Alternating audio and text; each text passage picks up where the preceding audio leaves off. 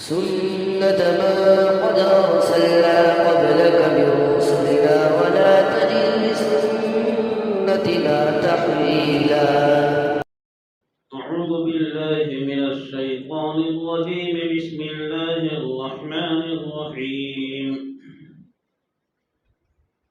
ولقد أرسلنا نوحا إلى قومه إني لكم نذير مبين ألا تعبدوا إلا الله إني أخاف عليكم عذاب يوم أليم. فقال الملأ الذين كفروا من قومه ما نراك إلا بشرا مثلنا وما نراك اتبعك إلا الذين هم أراذلنا بادي الرأي وما نرى لكم علينا من فضل بل نظنكم كاذبين. قال يا قوم أرأيتم إن كنت على بينة من ربي وآتاني رحمة من عنده فعميت عليكم أنلزمكموها وأنتم لها كارهون.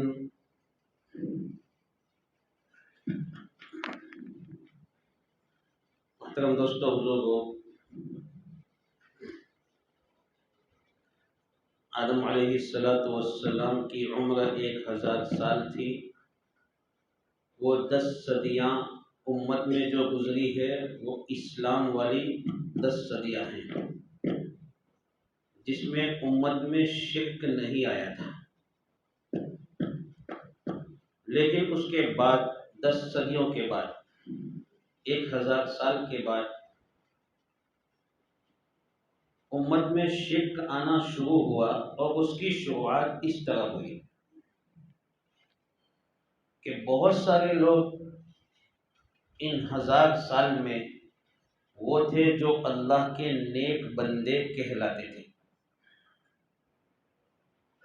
جن کی نیکیاں اور نیک کام امت کے سامنے تھے، جس کی وجہ سے پبلک رعیت ان کو نیک مانتی تھی، اپنا مقتدا اور اپنا پیشوا مانتی تھی کہ یہ ہمارے بڑے ہیں.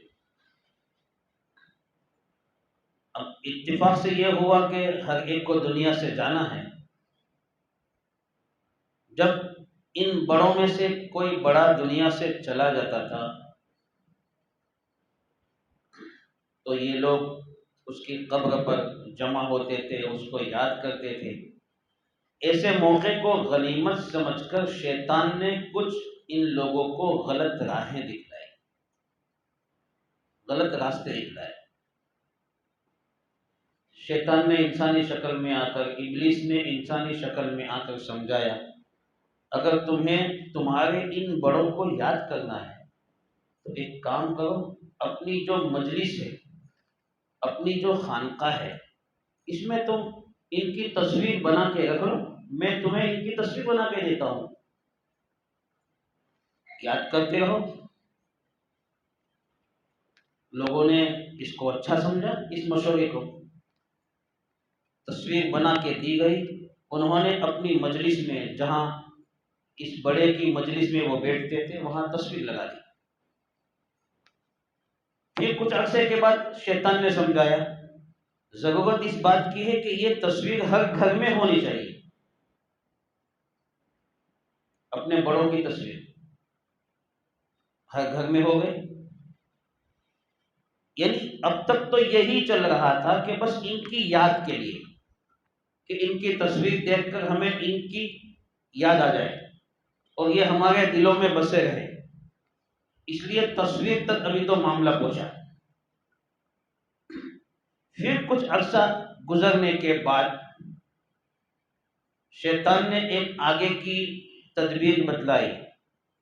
شرک کی طرف اور آگے بڑھے، اس کے لیے ایک اور طریقہ اپنایا کہ تصویر کے ساتھ ساتھ ان کو مشورہ دیا کہ بہتر شکل تو یہ ہے کہ ان کا مجسمہ بنا دیا جائے. مجسمہ، پتلا، وہ وہاں رکھا جائے جہاں یہ بیٹھتے تھے. بھائی آپ کے بڑے یہاں کرسی پہ تخت پہ بیٹھتے تھے تو وہاں ان کی جگہ پہ وہ نہیں ہے تو مجسمہ رکھ دو اور تمہاری مجلس لگتی رہے۔ اس طرح کچھ عرصہ گزرا۔ ظاہر بات ہے کہ جب ایک زمانہ گزرتا ہے لوگ پچھلا سبق بھولتے جاتے ہیں، پچھلی باتوں کو بھولتے جاتے ہیں، تو آہستہ آہستہ بگاڑ شروع ہو جاتا ہے۔ بہت ساری جگہوں پر ایسا ہوتا ہے کہ کسی زمانے میں ہم نے اپنی آنکھوں سے دیکھا کہ وہاں ایک گھڑا تھا، کچھ عرصہ گزرتا ہے کوئی پتھر رکھتا ہے، پھر کچھ عرصہ گزرتا ہے تو وہاں کسی بزرگ کی قبر بن جاتی ہے، پھر کچھ عرصہ گزرتا ہے وہاں عرس لگنے لگتا ہے اور جلال شاہ بابا پتہ نہیں کون کون سے بابا وہاں دفن ہو جاتے ہیں، حالانکہ وہاں کچھ نہیں تھا۔ کچھ ہو گدھے کی قبر تب بھی سمجھے، وہ بھی نہیں،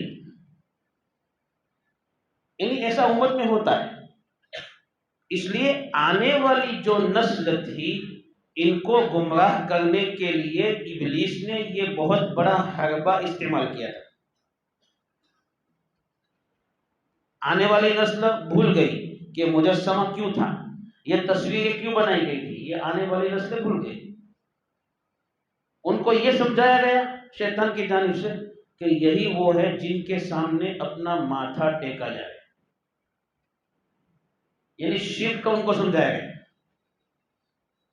اس لیے قرآن نے اس زمانے کے بڑے بڑے 5 بت کا تذکرہ کیا ہے قرآن میں۔ ود، یغوث، یعوق، نصر اور ود، 5 اس طرح کے کل بت ہیں جو 29ویں پارے میں جن کا تذکرہ ہے۔ علماء نے لکھا ہے یہ اپنے زمانے کے بڑے نیک لوگ تھے، لیکن اس طرح ان کی پوجا شروع ہو گئی، شرک چل پڑا۔ نبی جس پیغام کو لے کر آئے تھے، ایک اللہ پر ایمان لانا اور اس کی بات ماننا، اس میں اب دراڑیں پڑنے لگی اور پوجا شروع ہو گئی۔ حضرت ام سلمہ رضی اللہ تعالی عنہ اور ام حبیبہ رضی اللہ تعالی عنہ، یہ دونوں کے دونوں حبشہ کی ہجرت میں گئے تھے۔ وہاں انہوں نے نصارہ کے عبادت خانے دیکھے۔ وہ اللہ کے رسول صلی اللہ علیہ وسلم کے سامنے آنے کے بعد ان عبادت خانوں کا تذکرہ کرتی ہیں تو یہ فرماتی ہے کہ ہم نے وہاں ایک عبادت خانہ دیکھا، کنیسہ، گرجا گھر، جس کا نام ماریہ تھا، اس گرجا گھر کا نام۔ اس میں دیکھا کہ ان میں تصویریں تھیں، مجسمے تھے، تو نبی صلی اللہ علیہ وسلم نے فرمایا یہ اصل میں وہ قوم ہے کہ جب ان میں نیک آدمی مر جاتا ہے تو اس کی قبر پر یہ لوگ مسجد بنا دیتے ہیں، عبادت گاہ بنا دیتے ہیں، اور اس عبادت گاہ میں ان کی تصویریں بنا دیتے ہیں، ان کے مجسمے لٹکا دیتے ہیں۔ یہ قوم ہے۔ تو یہ اس زمانے میں شروع ہو گئے، آدم علیہ السلام کے دنیا سے جانے کے بعد ان کا عرصہ 1000 سال گزر گیا۔ ظاہر بات ہے کہ اتنا بڑا بگاڑ امت میں جب وجود میں آیا تو اللہ رب العزت نے امت کی ضرورت کے لیے، ہدایت کے لیے، اللہ نے جس اولو العزم نبی کا انتخاب فرمایا، جس نبی کو چنا، وہ نبی حضرت نوح ہے۔ میں نے بتایا تھا 313 رسول ہے، اس میں بھی اللہ نے انتخاب فرمایا ہے 5 رسولوں کو، جن کو اللہ نے بڑے بڑے رسول بنایا، اولو العزم پیغمبر بنایا۔ ان میں سے ایک حضرت نوح ہے۔ بہت بڑے اللہ کے رسول، سب سے پہلے دنیا میں کفر کو مٹانے کے لیے جو نبی بنا کر بھیجے گئے، جن کو رسول بنا کر بھیجا گیا کفر مٹانے کے لیے، وہ ہے حضرت نوح۔ اسی لیے قیامت کے دن جب اللہ کی جانب سے حساب کتاب شروع نہیں ہوا ہوگا، اس وقت لوگ سب سے پہلے حضرت آدم علیہ السلام کے پاس جائیں گے اور ان سے عرض کریں گے، آپ ہمارے والد ہیں، آپ ہم سب انسانوں کے دادا ہیں، سب سے پہلے نبی ہے، اللہ سے آپ سفارش کیجئے کہ وہ حساب کتاب شروع کر دیں، بہت پریشانی۔ تو وہ کہیں گے جاؤ میرے بیٹے نوح کے پاس جاؤ، وہ سب سے پہلے رسول ہیں، ان کے پاس جا کے بات کرو، اس لیے کہ میں نے تو بہت بڑی غلطی کر لی تھی، کس منہ سے اللہ سے بات کروں، ایسا وہ کہیں گے۔ تو اس وقت حضرت نوح کے بارے میں یہ کہا گیا ہو حدیث میں، وہ سب سے پہلے رسول ہیں۔ کفر کو مٹانے کے لیے اور توحید کو زندہ کرنے کے لیے سب سے پہلے جس رسول کو دنیا میں بھیجا گیا وہ حضرت نوح ہے۔ آدم علیہ السلام کی وفات کے 126 سال کے بعد ان کو دنیا میں بھیجا گیا ہے، حضرت نوح علیہ السلام کو۔ نوح علیہ السلام کے زمانے میں شرک والی بیماری عام ہو گئی تھی، اور نبیوں کو بھیجنے کا سب سے پہلا مقصد وہ توحید ہے کہ وہ آ کر امت کو سب سے پہلے عقائد سمجھائے، اور عقائد میں بھی سب سے بڑا مسئلہ توحید کا مسئلہ ہے، وہ امت کو سمجھائے اور امت کو اس کی دعوت دے۔ یہ حضرت نوح سے شروع ہوا، کیونکہ ایمان کا بنیادی عقیدہ توحید ہے۔ توحید والا جو عقیدہ ہے وہ بنیادی عقیدہ ہے۔ توحید کس کو کہتے ہیں؟ تین چیزوں میں اللہ کو ایک ماننا اور جاننا، اس کا نام توحید ہے۔ اچھی طرح سمجھو اس کو۔ جس توحید کے عقیدے کو لے کر حضرت نوح سب سے پہلے آئے، وہ عقیدہ سمجھنا بھی ضروری ہے۔ تو آج ہم اپنے ایمان میں کس لیول پر ہیں وہ ہمیں سمجھ میں آئے گا۔ تین چیزوں میں اللہ کو ایک جاننا۔ نمبر 1، اللہ کے جتنے بھی کام ہے اس میں اللہ کو ایک جاننا اور ماننا۔ مثلا اللہ ہم سب کو پیدا کرنے والا ہے، تو پیدا کرنے میں اللہ کو ایک ماننا کہ اسی اللہ نے ہم کو بنایا ہے، اس کے بنانے میں اس کا کوئی اور پارٹنر نہیں ہے، اسی نے ہم سب کو بنایا ہے، وہ ہمارا رازق ہے، روزی دینے والا۔ اس میں اللہ کو ایک جاننا کہ وہی ہمیں روزی دیتا ہے، روزی کے فیصلے وہی کرتا ہے، کس کو کتنی دینی ہے، کیسی دینی ہے، وہ وہی فیصلہ کرتا ہے، اس میں اس کا کوئی پارٹنر نہیں۔ وہی ہمیں جلاتا ہے، وہی ہمیں موت دیتا ہے، جلانے میں اور موت دینے میں اس کا کوئی پارٹنر نہیں۔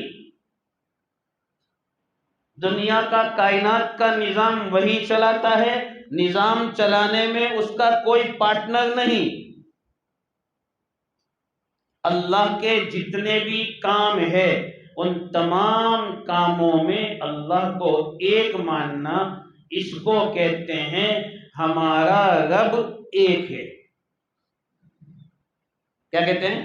ہمارا رب ایک ہے، اس کو کہتے ہیں ہمارا رب ایک ہے۔ نمبر 2، بندے جن کاموں کو کرتے ہیں ان تمام کام میں اللہ ہی کو سامنے رکھ کر کرنا، اسی کو ایک ماننا، یہ بھی توحید کا حصہ ہے۔ مثال کے طور پر بندہ دعا مانگتا ہے تو دعا مانگنے میں وہ صرف کس کے سامنے مانگے؟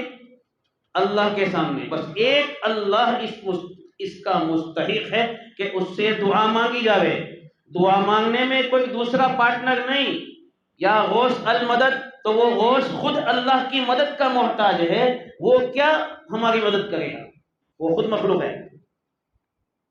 کوئی کہتا ہے یا علی المدد، تو حضرت علی خود اللہ کی مدد کے محتاج ہے، وہ ہماری مدد کیا کریں گے؟ ہمارے ہر کام میں عبادت ہمیں کرنی ہے، وہ بھی صرف ایک اللہ کے لیے ہوگی. ہمیں منت ماننی ہے، کوئی بھی منت، وہ منت صرف اللہ کے لیے مانی جائے گی، اس کے علاوہ کوئی ذات نہیں ہے جس کے لیے منت مانی جائے. جیسا کہ ہم لوگ، ہماری سماج کے لوگ درگاہوں کی منت مانتے ہیں. کسی کے یہاں بچے نہیں ہوتے ہیں تو مستقل درگاہوں کی زیارت کی منت مانی جاتی ہے، وہاں کے چڑھاوے کی منت مانی جاتی ہے. کسی کا بچہ بیمار ہے تو درگاہوں کی منت مانی جاتی ہے. یہ شرک ہے، یہ مسلمان نہیں ہے، ایمان کے خلاف ہے. توحید کا مطلب ہمارے ہر کام میں ہم اللہ کو ایک جانیں، جو بھی کام کریں صرف اللہ کے لیے کریں.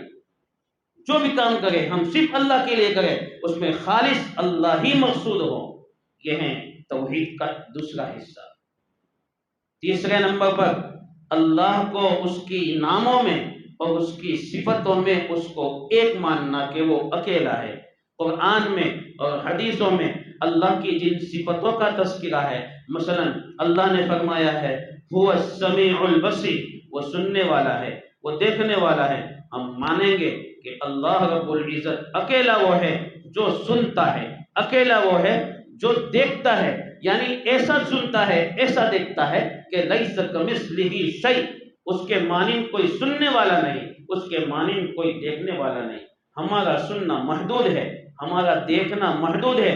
اللہ لامحدود سنتا ہے، ہر چیز کو سنتا ہے، چھوٹی کو سنتا، بڑی کو سنتا ہے. اللہ ہر چیز کو دیکھتا ہے، چھوٹی کو دیکھتا ہے، بڑی کو دیکھتا ہے.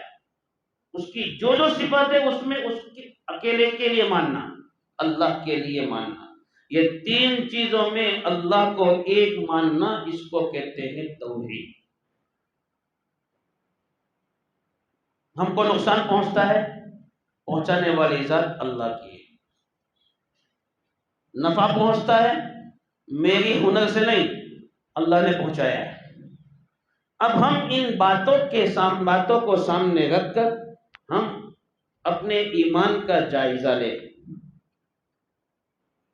کہ رب ہونے میں ہم نے اللہ کو ایک مانا ہے. رب ہونے میں اللہ کے جو کام ہیں اس میں ہمیں ایک ماننا ضروری تھا، لیکن ہم نے رب ہونے میں اللہ کو ایک مانا ہے. ہم دیکھیں، میرے گھر میری شادی کو 4 سال ہو گئے، بچہ نہیں ہے. میں کہاں کہاں کے چکر لگا رہا ہوں. کیوں؟ بھڑوے کے پاس جاتا ہوں میں، ہاں جاتا ہوں، درگاہوں کے چکر لگاتا ہوں میں. کیوں؟ کیونکہ میں یہ سمجھتا ہوں کہ اللہ کے علاوہ دوسرا بھی ہے جو پیدا کر سکتا ہے. اب تو بھگوت ضلع کے کسی مندر میں جاتے ہیں، مندر میں، بھگوت ضلع کے پاس، بھگوت کے پاس کوئی مندر ہے بھگوت اور بڑودہ کے بیچ میں. ہماری سماج کی عورتیں وہاں جاتی ہیں بچہ لینے کے لیے. پنڈتوں کے پاس بچے مل گئے ہیں. تو اگر ایسا ہی بچہ چاہیے تو بہت سارے لوگ زنا کے بچے باہر پھینک دیتے ہیں، جن کو پولیس اٹھا لیتی ہے. لے آؤ نا وہ بچے. اگر ایسے ہی بچے چاہیے تو روزانہ اخبار میں آتا ہے ایک بچہ پڑا ہوا ملا، ایک بچہ پڑا ہوا ملا. لے آؤ ایسے بچے، کون منع کرے گا تمہیں؟ مندروں میں جانے لگے بچہ لینے کے لیے، اپنے آپ کو مسلمان کہنے والے عورتیں جاتی ہیں ہماری سماج کی. یہ ہمارے ایمان کا معیار ہے. یعنی جس شرک کو ختم کرنے کے لیے اللہ نے اتنے بڑے بڑے نبی بھیجے ہیں، وہ ہم مسلمان اپنے آپ کو ایمان والے کہنے والے اس شرک کو انجام دے رہے ہیں. اور وہ بھی اتنا بڑا شرک، اللہ کے رب ہونے میں اس کا پارٹنر ماننا. یہ تو مکہ کے کافر بھی نہیں کرتے تھے. قرآن کہتا ہے، میں نہیں کہتا ہوں. اللہ کے رب ہونے میں اس کا کوئی پارٹنر مکہ کے کافر نہیں مانتے تھے کہ اللہ کا پارٹنر ہے اس کے رب ہونے میں، اللہ کے کاموں میں کوئی اور بھی ہے، ایسا نہیں مانتے تھے۔ قرآن کہتا ہے اے نبی ان کو پوچھ کے بتاؤ، من خلق السماوات والارض، کس نے آسمان کو پیدا کیا، کس نے زمین کو بنایا؟ تو یہ کافر کہیں گے اللہ نے بنایا ہے۔ اللہ کے رب ہونے میں وہ اللہ کا پارٹنر کسی کو نہیں بنا دیتے۔ اور ہم مسلمان ہیں، ہم کہتے ہیں ہم تبلیغ سے جڑے ہوئے ہیں، جماعت میں جاتے ہیں، ساری خرافات تو ہمارے گھروں میں ہے۔ مندر میں جانے لگے، مندر میں نانا گھاسی واڑے میں کوئی مندر ہے، وہاں بھی جاتی ہے ہماری عورتیں بچہ لینے کے لیے۔ ان سب مندروں میں بچے مل گئے ہیں۔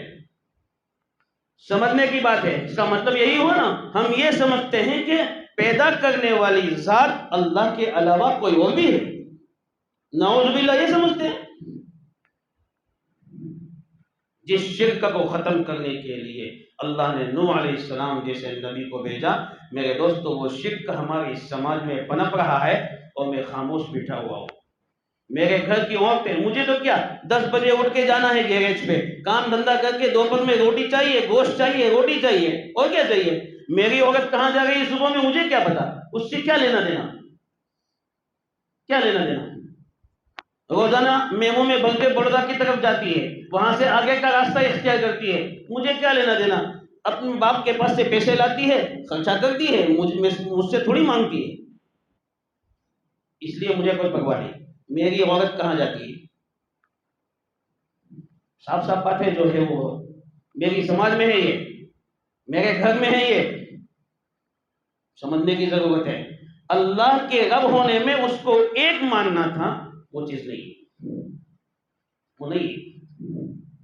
اللہ رازق ہے، روزی دینے والا ہے، میرا ایمان ہے، لیکن روزی دینے میں وہ اکیلا ہے، میں اس کا پارٹنر بناتا ہوں، کیسے؟ اس کو بھی سمجھو، میرے عمل سے روزی حاصل کرنے کے لیے کتنا میں جھوٹ بولتا ہوں، بات سمجھو۔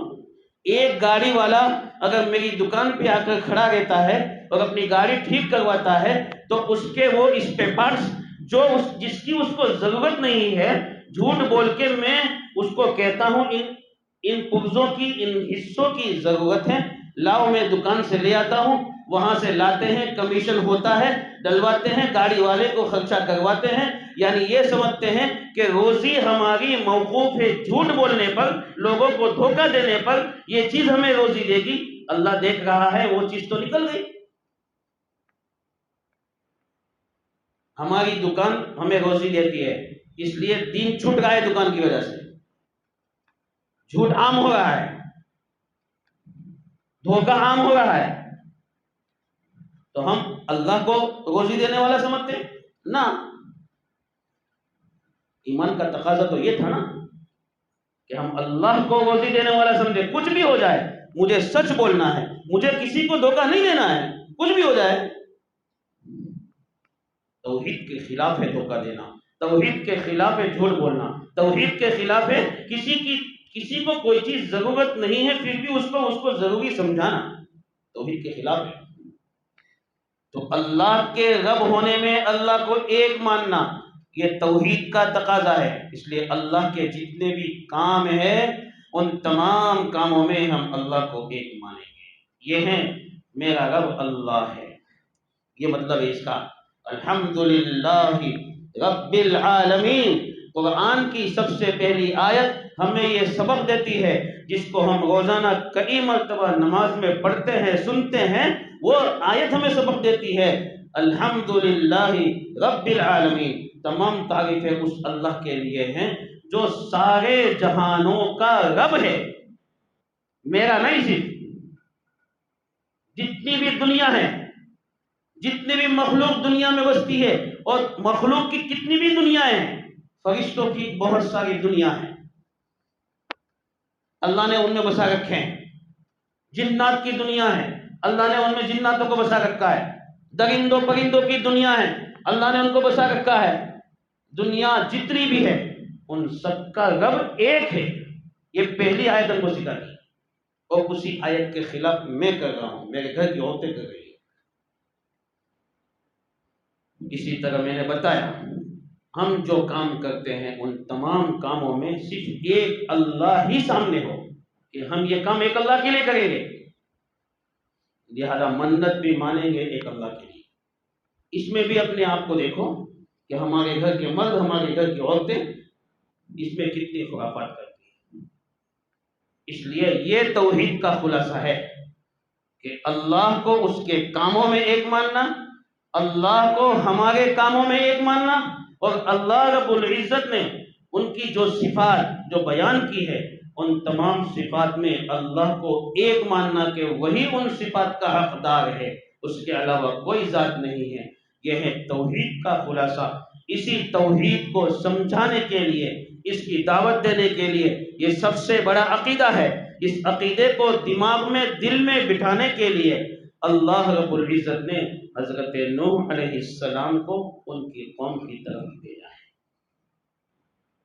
سب سے پہلی دعوت یہ ہے، بلکہ ہر نبی کی سب سے پہلی دعوت ہے، چاہے وہ قوم پڑھی لکھی ہو، چاہے وہ قوم جاہل ہو، کیسی ہی قوم ہو، سب سے پہلا جو مسئلہ امت کو کسی نبی نے سمجھایا ہے وہ یہ ہمارے نبی محمد صلی اللہ علیہ وسلم کے متعلق ہم پڑھتے ہیں نا، قولوا لا الہ الا اللہ تفلحوا، ارے لوگوں ایک اللہ کو مان لو کامیاب ہو جاؤ گے، اسی کی دعوت حضور نے کی۔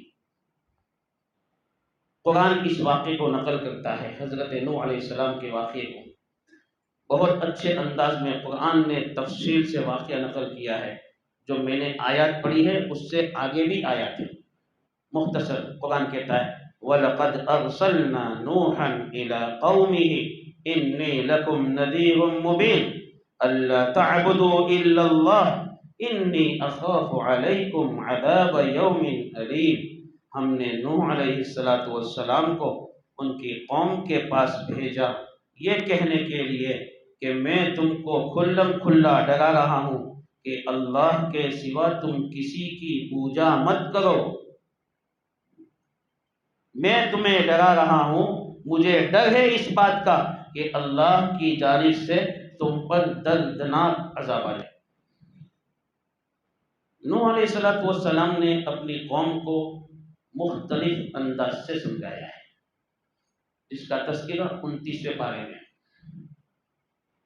انی دعوتہم جہارا اعلنت لهم اسرارا، مختلف، کبھی ان کو زور زور سے سمجھانے کی ضرورت پڑی، اے اللہ میں نے وہ بھی کام کیا، کبھی ان کو خاموشی کے ساتھ آہستہ آہستہ خفیہ طور پر چھپ کر سمجھانے کی ضرورت پڑی، میں نے وہ بھی کام کیا، کبھی رات میں سمجھانے کی ضرورت پڑی، میں نے وہ بھی کام کیا، کبھی دن میں سمجھانے کی ضرورت پڑی، میں نے وہ بھی کام کیا، کبھی فضیلت بیان کر کر کے سمجھانے کی ضرورت پڑی کہ یا قوم استغفروا ربکم انہ کان غفارا، اپنی قوم کو سمجھا رہے ہیں، قوم اللہ سے معافی مانگ لو، شرک کو چھوڑ دو، ایک اللہ کو مان لو، اللہ سے توبہ کر لو، وہ بخشنے والا ہے، تمہارے شرک کو معاف کر دے گا۔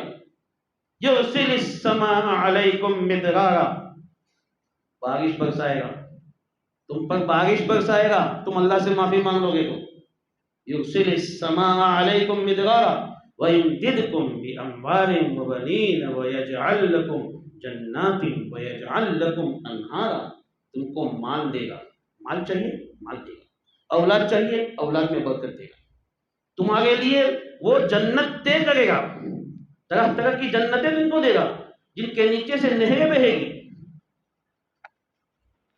کبھی ترغیب دے کر فضیلتیں بیان کر کے سمجھایا، کبھی ڈرایا بھی کہ دیکھو نہیں کرو گے تو اخاف علیکم عذاب یوم علیم، تم پر دردناک عذاب آ سکتا ہے۔ ساری ہر طرح کی محنت انہوں نے جتنی کرنی تھی وہ ساری قوم کے پیچھے حضرت نوح علیہ السلام نے 950 سال اپنی عمر کے قوم کے پیچھے کھپائے، اتنی محنت کی صرف توحید کا عقیدہ زندہ کرنے کے لیے۔ آگے کیا ہوا انشاءاللہ آئندہ کل بیان ہوگا، آئیں گے نا آئندہ کل، اللہ تعالی ہمیں آنے کی بھی توفیق عطا فرمائے، صحیح سمجھنے کی توفیق عطا فرمائے۔ سبحان اللہ۔